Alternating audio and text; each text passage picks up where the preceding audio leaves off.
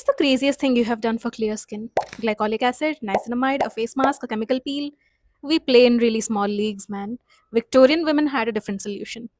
They removed their blood. If you've ever looked at the portraits of wealthy European ladies and wondered why they look so impossibly pale, there is a very dangerous reason for that. For centuries, mostly in the Italian Renaissance era and the early Victorian era, looking delicate was the beauty standard. Today, we associate a glowing skin with health.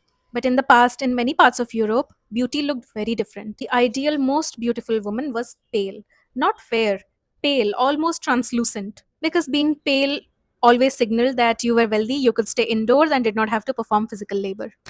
But why does being pale have to look like a Vietnamese spring roll?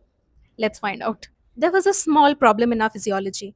You see, humans naturally have blood circulating under our skin, and that makes it very difficult for our skin to look pale and translucent. How inconvenient. So the women went with the most obvious method of salvaging their skin: remove the blood. This process was called bloodletting. Now, bloodletting is actually a medical procedure, but beauty is notorious for borrowing a lot of medical procedures for physical enhancements. So, some women began bloodletting to get a delicate appearance and reduce the redness on their face. But what they forgot to consider was when you lose blood, you're also losing your RBCs.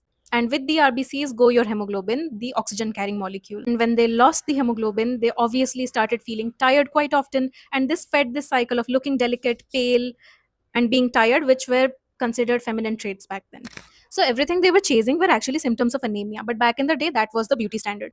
The women wanted pale skin, faint lips, a very tired appearance, and of course, blue veins.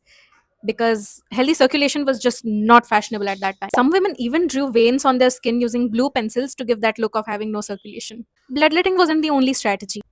Women used Venetian cerus, vinegar diets, and extreme methods to achieve the pale skin that they wanted. I mean, how fucked up does it have to be for beauty to be associated with fragility and tiredness? Now, we are really lucky to be living in a time where beauty is mostly associated with health markers.